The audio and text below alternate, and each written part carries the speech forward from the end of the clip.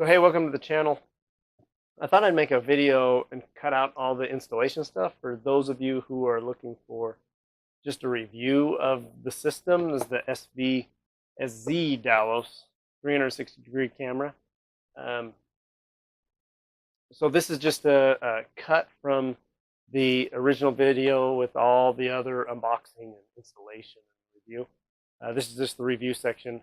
And then I also have the footage, the comparison between nighttime and daytime driving. So yeah, so check this out. How come?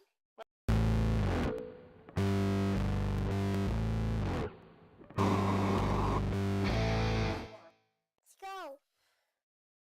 So now for my review. I think this is a good unit. It is. It's a glorified dash cam.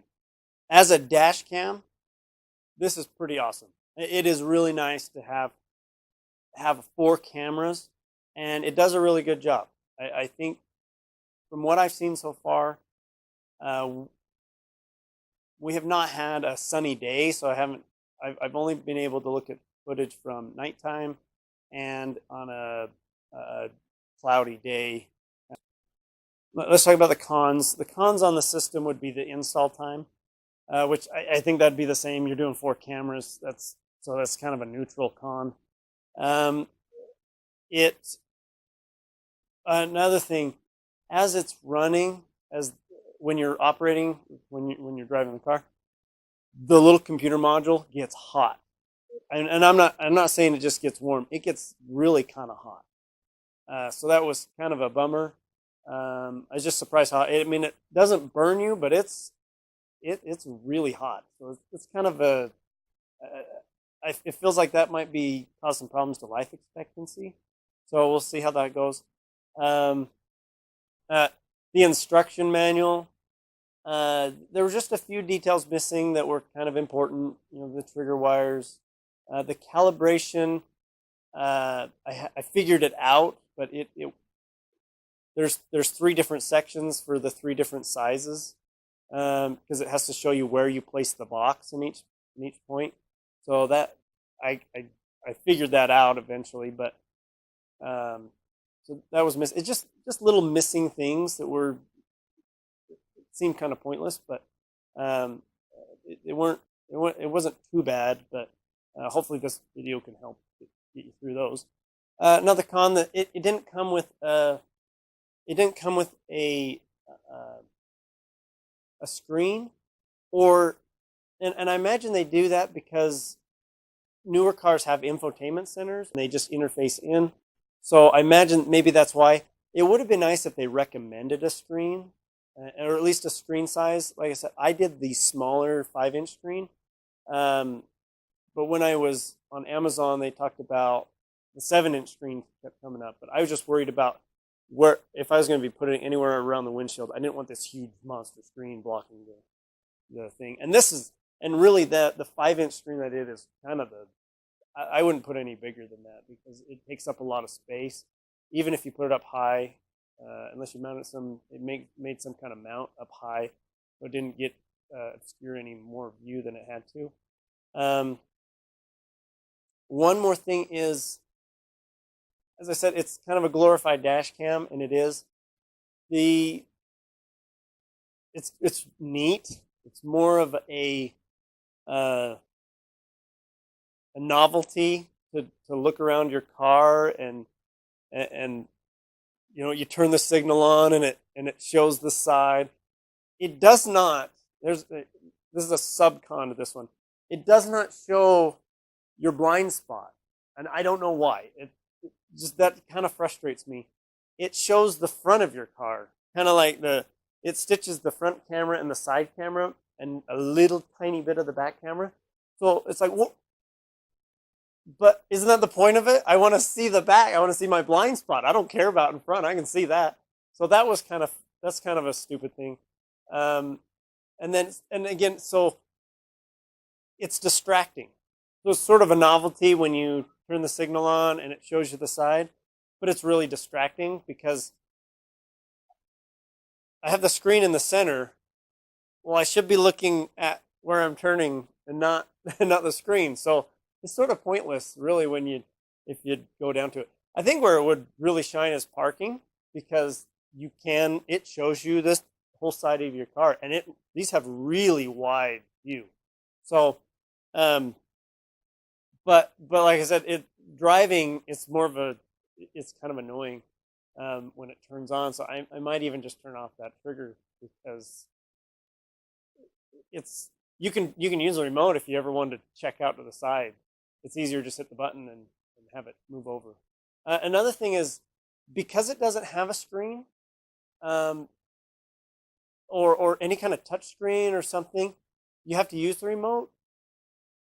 It seems like if they had something that integrated into the module, you could put buttons on there, or some hot buttons that would make it a little more user friendly.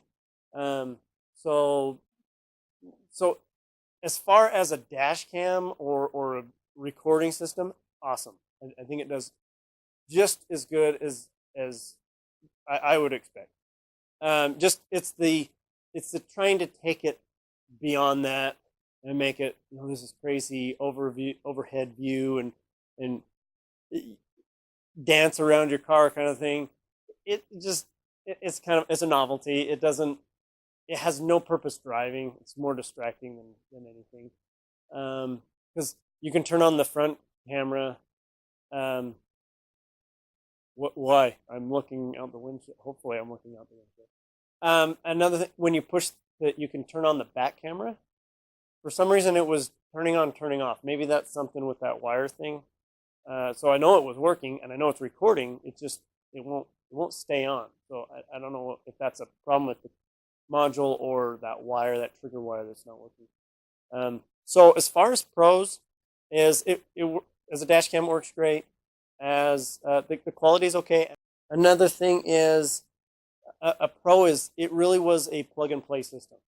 The install was terrible because it's just so much work. A lot of walking around the car, taking this off, putting this on, taking it off, taking it off. A lot of work, but that would be the same no matter what. But it was nice, plug and play. I didn't have to do much beyond the power connections. I had to hook all that up to power and the trigger wires, but everything had a plug. Everything was color coded. It conceptually, it made sense. Other than the calibration was kind of weird, but it did make sense. Just you have to have those little steps in place. Another pro is the cameras have an extremely wide field of view. So I mean, I pulled up to a gas station, and I could see all the way down the little sidewalk in front of the gas station. And so I mean, it's pretty clear too, but I can see all the way down there. So, and even on the side, you can see the entire side of it. So overall, I think it's fine. I think as a dash cam, it's better than just sticking something in your windshield. Of course, it costs a lot more. Well, actually, really, it didn't cost that much more for a really good dash cam. Oh, another pro. You can use a USB thumb drive. It has a port for that. Awesome. And you don't have to. You can use a little mini SD card, or a TF card, I think they call it. You can use one of those, or you can use. It has a USB slot. That is awesome. So you could also plug in a hard drive, a little solid state hard drive, or any kind of hard drive, because it'll run it. So essentially, you could have terabytes of storage in that thing. So, I mean, that is a huge deal for me. So you don't have to go and download it, or you can, if you didn't want to overwrite, you could always download your stuff, because it will overwrite when it gets full. But so I mean, that's awesome. That was really cool. So overall, I think it's a good system. It's a good dash cam, or bumper mirror cam. High quality. The cameras seem rugged. The mounts were solid. The system, the gimbal cameras and the mirrors were solid. I mean, they were actually really hard to move, which is good, because then they don't move. So I'm satisfied with it. I wish I didn't have to spend 14 hours of my life installing it in 4 days. So let's go through the um, this footage, and I'll walk you through what we're seeing. So first off, we're driving. This is daytime, full sun. Um, this is about 40 miles an hour, and so the top left is your front camera, the top right is your back camera, and then left side, the bottom left, right side on the bottom right. And you can see in that left camera that I got it too far forward, so I'm not seeing really all the way to the back. The right camera is pretty close. It's a little too bent, too far down, so I'm missing a little bit out to the side of the car. But the front and back are actually pretty good. So this is 50 miles an hour going down the road. It looks good. It doesn't look glitchy at all. It's actually quite clear and good. You cannot make out license plates. That's what I thought. I thought I would have enough resolution for that. Now, because that's what I do all the time, you know. But just for being high def, I thought I could do that. And I don't have anywhere I'm coming up behind someone, but you have to get kind of close to be able to see that. I actually did have a lot more footage, but I took the USB card out and put it in the computer, and the kids somehow hit it, and it broke the USB card, or the thumb drive. So I had to redo everything, which was fine. I ended up deciding, instead of just doing random stuff, to do this kind of go around a fixed path to compare the two. So here's all I have for the daytime. So this is the night. Same exact route, and I'll do one where it's side by side. Yeah. This is where I'm really this is what bothers me here, is you get a lot of lens glare, and I know this is very typical with a fisheye lens, and this is not sped up at all. This is real time, 1-to-1. What's kind of neat is it looks like I'm in a sports car with how low that camera is to the ground. But yeah, here when the cars drive by, you get that really big amount of lens glare, and I guess mostly in the front camera, just because it's facing towards it. I wish I had a car come up behind me and see that, but it's the same in the back camera. We get 50 mile an hour.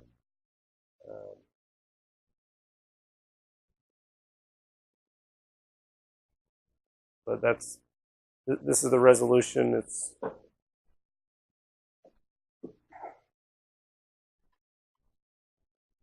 I don't remember the resolution, but it's actually a little higher than 1080p, or supposedly.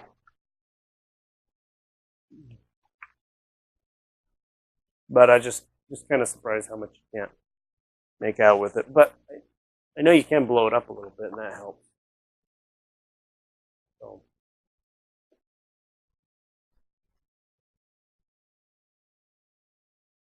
yeah, here's the end of our nighttime driving. Yeah, that's what I had. So now we'll look at the two together. Okay, so it's a little compressed, but yeah, side by side, nighttime, daytime, same route, same. It's timed pretty good. It's the one on the daytime is a little bit probably about 2 or 3 seconds ahead. Just I was probably driving slightly faster, but yeah, you can see that kind of the differences between the two. Same route. Actually, the same footage. I just put them together.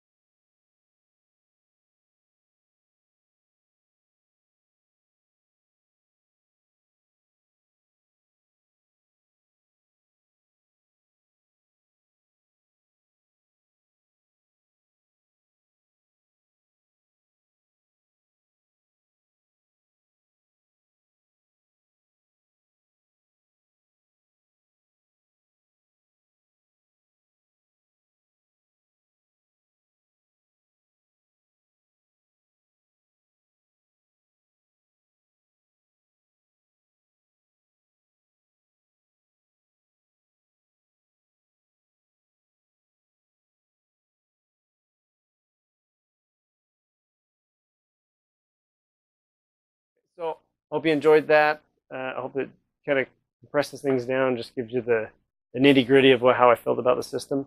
I'm going to do a final review after having run the system for a week. Things that I've learned and where I kind of stand with it. So keep watching for that, and I'll post that very shortly. Please hit the subscribe button and the like button, and if you have any questions, just let me know in the comments. I'll try and answer them as best I can.